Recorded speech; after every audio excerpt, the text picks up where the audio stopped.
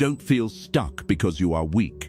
You feel stuck because something inside you is quietly working against you. Carl Jung believed that most of what governs your life operates beneath awareness. You think you are choosing your actions. You think you are making rational decisions. But much of your behavior is driven by hidden psychological patterns you never consciously examined. These patterns are not random. They are traps. And the most dangerous part is this: you defend them as if they are part of your identity. Today, we are going to uncover 7 psychological traps that keep you stuck. Not because you lack intelligence, not because you lack ambition, but because your unconscious mind has made comfort out of confinement. The first trap is identification with the persona. Jung used the word persona to describe the social mask you wear. It is the version of you that functions in society. The competent one, the agreeable one, the strong one, the funny one, the responsible one. There is nothing inherently wrong with having a persona. You need one. Civilization requires it. The trap begins when you mistake the mask for the self. You start believing that you are only valuable when performing, only lovable when useful, only acceptable when agreeable. You invest all your energy in maintaining the image, and slowly you become disconnected from the parts of you that do not fit that image. Your anger goes underground. Your vulnerability becomes shameful. Your strange interests are hidden. Your darker thoughts are suppressed. The more you cling to the persona, the more exhausted you become. You feel stuck because you are living in performance mode. Every interaction feels like evaluation. Every failure feels like exposure. You are not stuck in life. You are stuck in a character. The second trap is repression of the shadow. The shadow is not evil. It is simply everything about you that you rejected. All the traits you were told were unacceptable. All the impulses that didn't align with your family's expectations. All the emotions that felt dangerous to express. If you were told anger was bad, your anger went into the shadow. If you were told ambition was selfish, your drive went into the shadow. If you were told vulnerability was weakness, your sensitivity went into the shadow. But what is repressed does not disappear. It returns indirectly. You may criticize others for traits you secretly possess. You may sabotage opportunities because you fear your own power. You may remain passive because you are afraid of confronting your aggression. Jung warned that the shadow, when ignored, does not become smaller. It becomes autonomous. You feel stuck because parts of your energy are locked away in the basement of your psyche. And until you integrate those parts, you will continue living half-powered. The third trap is unconscious repetition. Have you noticed how your relationships tend to follow the same pattern? Different faces, same emotional script. You promise yourself this time will be different, yet somehow you end up in similar dynamics, similar disappointments, similar conflicts. Jung observed that what is not made conscious returns as fate. If you grew up around unpredictability, you may unconsciously seek partners who feel familiar in their instability. If love was conditional, you may chase emotionally unavailable people, because that is what your nervous system recognizes as normal. You are not unlucky. You are reenacting unresolved material. The mind prefers familiar pain over unfamiliar peace. You feel stuck because you are replaying unfinished emotional chapters, hoping for a different ending without rewriting the story. The fourth trap is fear of individuation. Individuation, in Jung's framework, is the process of becoming who you truly are, not who your parents wanted you to be, not who your culture shaped you to be, not who your friends expect you to be, but who you are beneath those layers. This process is not comfortable. It often involves conflict. It may require disappointing people. It may demand that you question beliefs you once held sacred. So instead, you stay safe. You follow predictable paths. You choose careers that are respectable but not meaningful. You maintain relationships that are stable but not alive. You feel stuck because you are standing at the threshold of your own development, but you are afraid to cross it. Individuation feels like loss before it feels like freedom. And most people retreat before they ever discover the reward. The fifth trap is attachment to suffering as identity. This one is subtle. If you have struggled for a long time, suffering can become part of how you understand yourself. You may identify as the misunderstood one, the resilient one, the one who always gets hurt, the one who sacrifices. There is dignity in surviving pain, but there is danger in clinging to it. If your identity is built around hardship, healing becomes threatening. Because who are you without the struggle? If you let go of resentment, what replaces it? If you no longer define yourself by wounds, what anchors you? Sometimes you remain stuck, not because you cannot improve, but because improvement would dismantle the story you have built about yourself. And letting go of that story feels like losing a piece of who you are. The sixth trap is over-identification with rationality. You may pride yourself on being logical, controlled, measured. You believe that emotions are distractions, that intuition is unreliable, that feelings complicate things. But Jung emphasized that the psyche is not purely rational.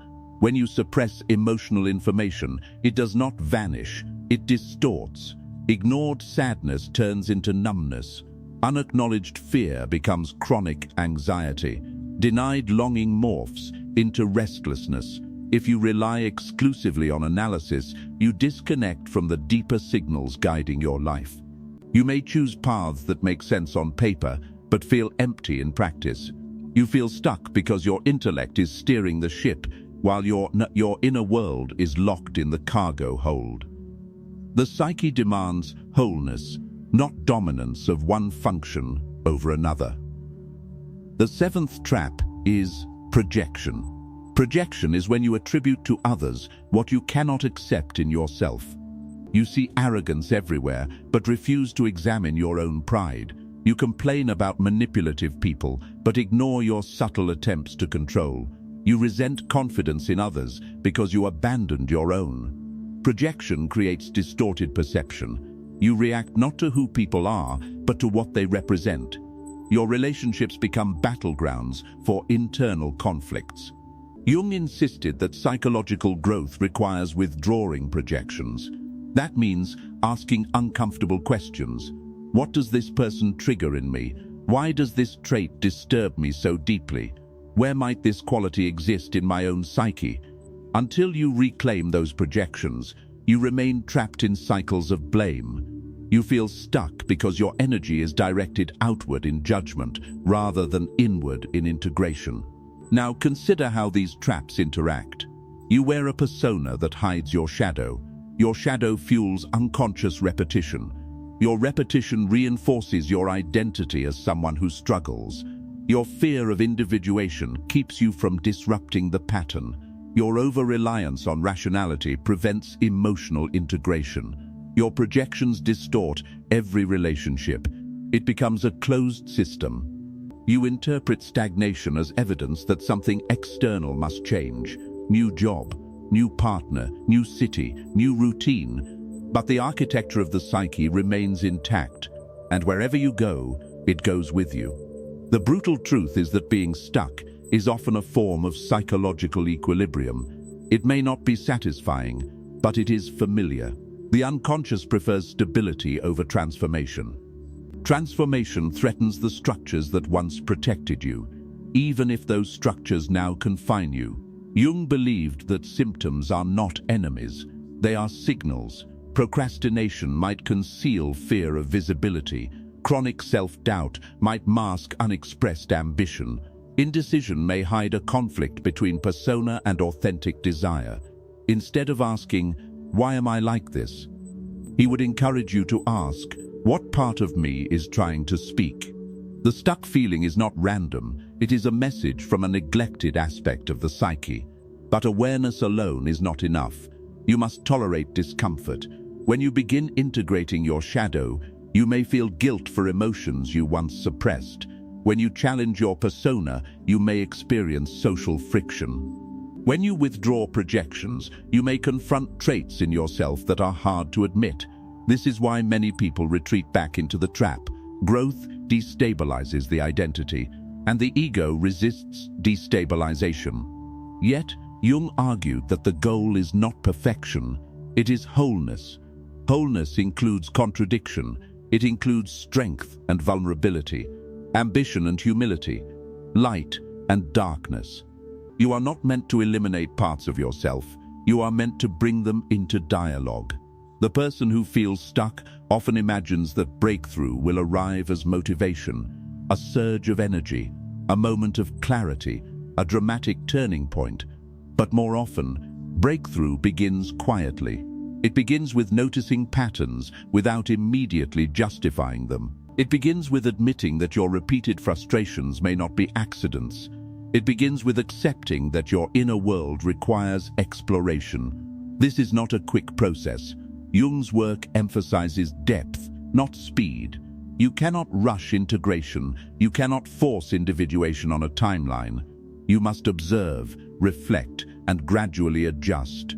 That may involve therapy. It may involve journaling. It may involve solitude. It may involve difficult conversations. But the essential step is honesty.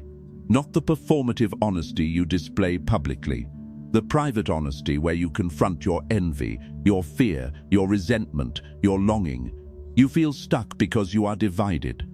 One part of you wants expansion. Another part fears exposure.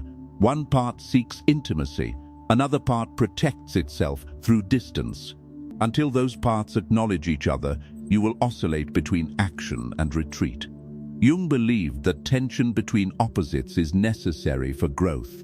The goal is not to eliminate tension, it is to hold it consciously. To say, I am afraid, and I still move forward. To say, I desire change, and I recognize my resistance. To say, I see the pattern, and I choose not to repeat it. That is psychological maturity, not the absence of struggle, but awareness within it. If you examine your life closely, you will likely see at least one of these traps operating. Perhaps you overwork to maintain your persona. Perhaps you avoid conflict to suppress your shadow. Perhaps you keep choosing similar partners. Perhaps you define yourself by your wounds.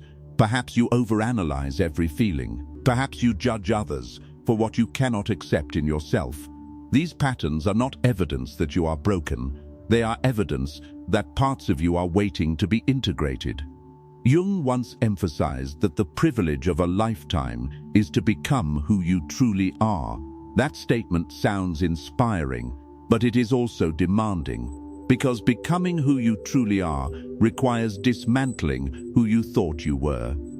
It requires letting certain illusions collapse. It requires grieving outdated identities. It requires responsibility. And responsibility is heavy. It means you can no longer blame fate for patterns you now recognize. You can no longer pretend ignorance. Awareness changes the equation. When you see the trap, you have a choice. Continue unconsciously or step into the discomfort of transformation. Stepping out of these psychological traps does not guarantee immediate success, but it restores agency. Instead of reacting from hidden scripts, you begin responding from consciousness. Instead of projecting, you inquire. Instead of repressing, you integrate.